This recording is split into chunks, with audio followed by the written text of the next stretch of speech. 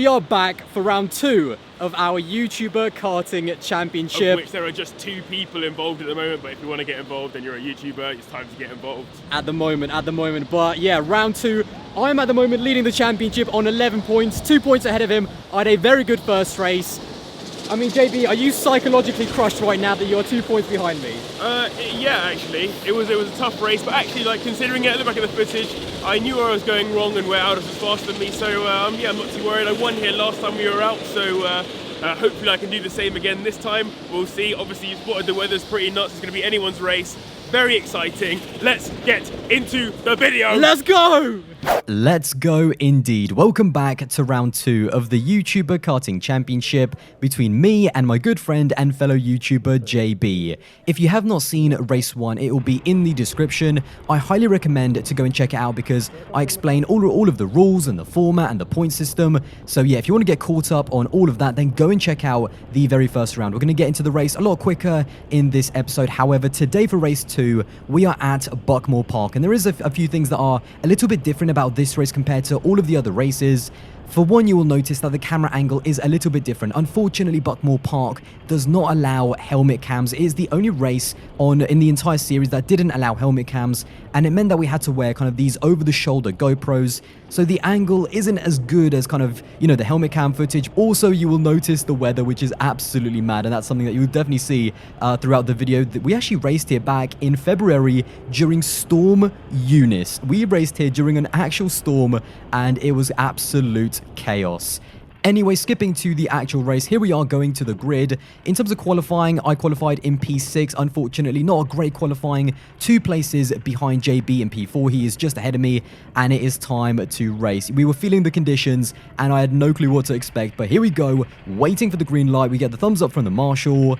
And there we go. It is lights out and away we go. Straight away I move to the inside, moving up into P5, already overtaking someone, and that was exactly my plan, so I was very happy with that. You want to be on that kind of inside line because it's so easy to get boxed out in these first couple of corners. However, disaster from here. Going into hairpin 1, I think it was the cold tires. I was going really slowly and I spin straight away. Absolute disaster. I had no clue how that happened. I mean, I was going so slowly. I wasn't even like braking really quite a lot. I think it was just cold tires and maybe a bit too much on the throttle, but it is a disaster. Dropping all the way down to P13, P14 even, after being in P5. A horrible start from me, and straight away that puts me on a recovery drive, just trying to kind of get the most points that I can. It's going to be very difficult to catch up to JB, who had a lot more pace in this race. So yeah, a really annoyingly horrible start for me. That is not what I wanted. I really thought I could fight JB here, but yeah, sadly, yeah, not a good opening lap. And again, I think it was just the lack of experience, the cold tires,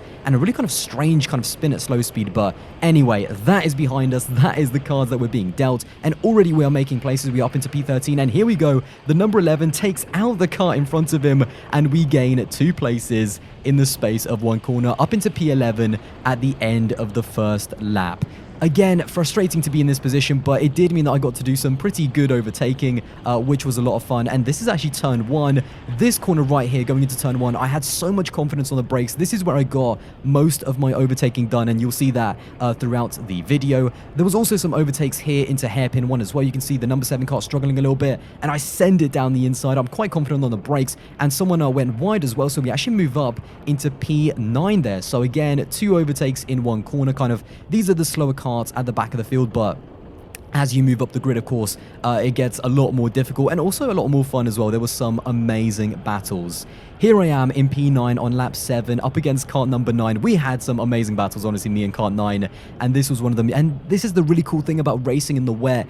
Everyone's trying different lines. Everyone's either going outside, inside, just looking for the grip. I try to send it, but I don't quite have the grip, and number 9 has much more traction out the corner and is able to send it. I think about diving down the inside, but I don't commit fully because, yeah, I didn't want to kind of take him out as well. And here I try to get the undercut. I do try to kind of get the traction down, but the back just kicks out, and number 9 just manages to stay ahead. However, as I said, turn 1, I get a really good exit here, actually. I'm right over the back of him.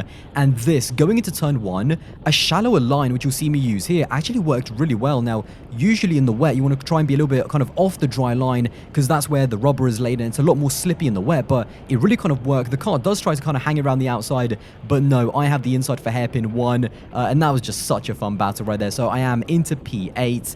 And yeah, turn 1, kind of going on that shallower line and braking late, I just had so much confidence. What I struggled with a little bit is just kind of traction out of the corners and knowing where to find the grip. But yeah, it was still very fun to pull off some good overtaking maneuvers. Next cut up here, he goes a little bit wide. I think about kind of sending it down the inside there, but nothing. And then also this corner, I was really quite good on the brakes. You can really send it quite easily because a lot of people use the wider line, and when you have the inside to a corner, you know, it kind of blocks them off. So yeah, again, moving up into P7, some really good overtakes, and I was kind of gaining a little bit more confidence. I think that spin kind of shook my confidence up a little bit and kind of frustrated me just a tiny amount, but a reminder that how easy it is to make a mistake. Locked up just a little bit going into hairpin 1, did a really good job to not kind of spin it, but unfortunately going wide there and losing the position to kart 9, which means I have the job to do all over again. And again, that's just a wake-up call of how easy it is to make a mistake when you're pushing. And trust me, I was definitely pushing. On to lap 10 here. Again, I tried to, I'm already thinking about sending it into turn 1. I'm already kind of looking at the run, and watch this from how far back. I am from a different country. Bang, send it down the inside on the brakes. The back marker in front actually kind of blocks the other car out, so I know he's not going to be around my outside, and that was probably my favorite move. I mean, again, mate, I came from a different country right there. Absolute dive bomb, absolutely loved it. Yeah, that was a really fun move, because when you make a late move on the brakes, it just feels great. However, a little bit frustrating here. I'm coming up against the back marker, and I almost try to overtake him, but I lose momentum, and guess who? Kart number 9 once again comes around my outside, and once again he does not learn his lesson. I overtake him. That was again, I just loved sending it into turn 1. Yeah, it was just amazing. He does again try to stick it around my outside, but a double overtake here.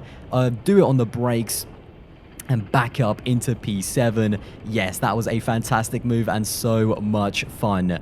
However, disaster struck. Surprise, surprise, in the way. I use a little bit too much curb here, I think, and unfortunately, the rear of the car just slips right there. Not quite sure how it happened. I'm rolling backwards, bang, into the barrier. Massively frustrating. I lose a bunch of places. I'm down into P9. I kind of feathered the throttle a little bit. I was super lucky not to get stuck on that wet grass, because that really could have been a possibility. Let's take a look at that replay. Again, massively frustrating kind of incident. I was using that curb kind of the entire race, and it was kind of fun initially, but the moment I left the curb, that is when the rear kind of slipped. I'm not sure if I crossed the white line or if it was just the wheels spinning a little bit, but yeah, I think it was a bit of lack of an experience, lack of feeling the car, and again, just really frustrating to have another spin in these conditions.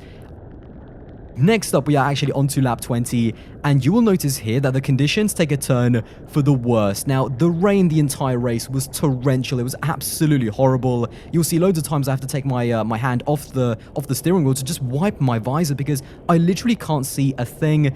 And on lap 21, I swear, like, the conditions went from kind of torrential to absolutely just catastrophic. It was so difficult to see, so difficult to drive. So there were so many times into T1 where I literally just couldn't see. I was just completely driving off memory. And in terms of how wet it is, I mean, just look at the car ahead and look how much water they're displacing. I mean, there's literally like lakes on the track. I was honestly surprised. And watch this, by the way, on the right. Look at all of that water. And as I hit the curb, bang, all of that water, I hit a massive puddle, and the rain at this point was just ridiculous. I mean, I really did expect that the race might have even been a red flag, because yeah, these conditions in these karts were like touch and go. I mean, there was quite a bit of aquaplaning for quite a lot of people, but to be honest, I mean, luckily the conditions kind of got a little bit better a few laps later, but there was like this 5-lap period at the beginning of lap 20 where yeah, the conditions were no joke. And to be honest, actually, they were quite a lot of fun as well, because yeah, it's always fun when you're kind of like searching for grip.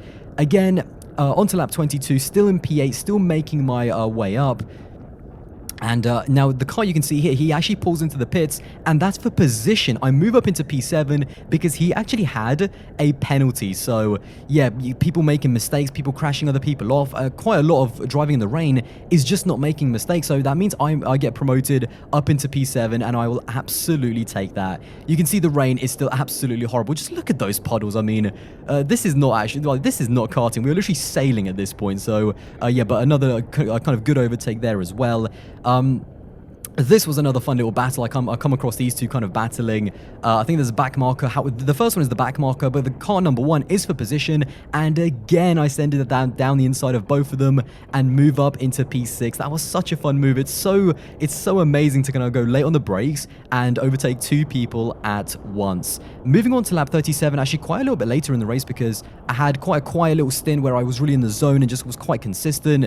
And here it got manic once again, battling for position. I kind of want to do the cutback. I think about sending it down I got a little bit of a bump there actually, and then there's another car that goes wide on the left-hand side, and I mean, what do you think I'm going to do? Of course, send it down the inside, lick the stamp, and absolutely send it. I do feel like I have decent confidence on the brakes in the wet, but yeah, it was just the traction out of the corners.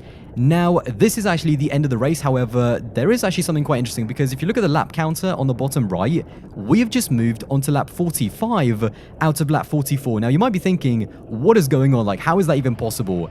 If you thought the drama in this race was over, just wait, because after everything that's already happened, then this happened.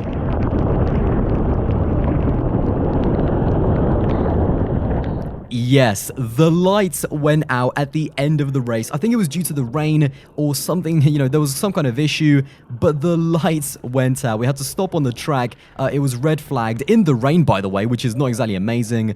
And actually, I looked at the footage and we were sat there for like a good 3 or 4 minutes before finally the lights were turned on. And actually, when they did turn on, I thought we were just allowed to like race straight away. So you can see me kind of crawling a little bit. And then I realized that actually, yeah, we're not. Now, actually, now that we're stopped here, you can really see how heavy the rain is. I mean, just take a look at that downpour. Just absolutely ridiculous. But yes, the lights went out at the end of the race. I mean, you can't even script this stuff. Like, you know, they joked about it in the briefing, but it was just unbelievable. And as I was looking away, the race was finally restarted. The car ahead of me, however, was still moving very slowly, also on cold tires, and I send it once again and move up into P5 on the race restart. However, in total, this was a 1-hour race, and to be fair, the lights went out right at the end, so we didn't actually lose too much track time, but that was it, to be honest. That was kind of the end of the race anyway, and here we are. Here is me on the next lap, crossing the line, my hand in the air. I am celebrating, not because I won, but because I survived. Those were absolutely the craziest conditions I have ever faced, and undoubtedly,